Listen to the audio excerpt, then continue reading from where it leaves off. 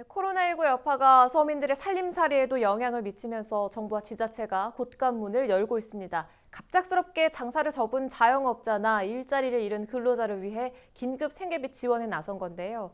우리 동네에서는 어떤 지원을 또 어떻게 받을 수 있는지 살펴보겠습니다. 이세진 기자입니다. 네, 이 기자, 긴급 생계비 지원하는 우리 동네 상황이 좀 궁금한데 김포에서도 긴급 생계비를 지원한다고요? 네, 그렇습니다. 김포시는 코로나19로 인해서 생계 유지가 어려워진 가정에 긴급 생계비를 지원을 하고 있습니다.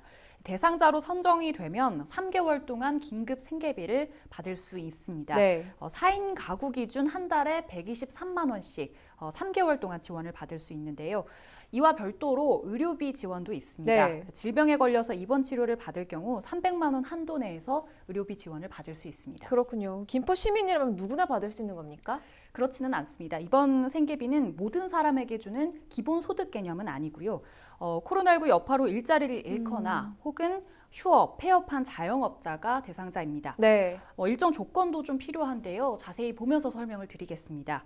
중위소득 75% 이하, 4인 가족을 기준으로 보면 소득이 346만 원 아래여야 하고요. 네. 금융재산은 500만 원 이하, 그리고 일반 재산은 1억 6천만 원 이하인 경우가 해당이 됩니다.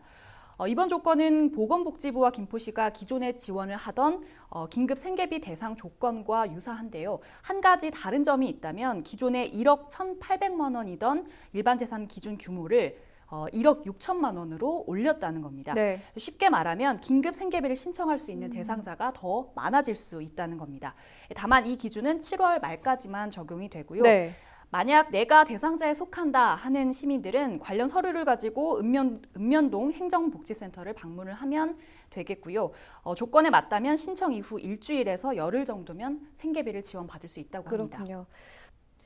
또 코로나19 때문에 입원하거나 격리가 되면서 생계에 어려움을 겪는 분들도 계신데 이런 네. 분들을 위한 지원책도 있습니까? 네, 있습니다. 코로나19 때문에 입원을 하거나 격리가 되면서 생계 어려움을 겪은 시민들도 생활지원비를 따로 신청을 할 수가 있는데요. 네. 격리 기간에 따라서 지원 금액은 달라집니다. 김포에서 현재까지 이 생활지원비를 신청해서 받은 사람은 13가구 41명입니다. 김포시가 41명에 지급한 생활지원비는 모두 770만 원인데요. 이 생활지원비는 대상자가 격리자나 입원 환자로 분명하기 때문에 신청 안내는 따로 나가고 있는 상황입니다. 그렇군요. 경제적 지원 확대하는 만큼 그 사용되는 예산의 규모도 좀 만만치가 않을 것 같은데 네. 예산 마련은 어떻게 되나요? 네, 앞서 경기도의 경우 모든 도민에게 이제 지역 화폐로 1인당 10만 원씩 또 재난 기본소득을 지급하기로 하지 않았습니까? 네.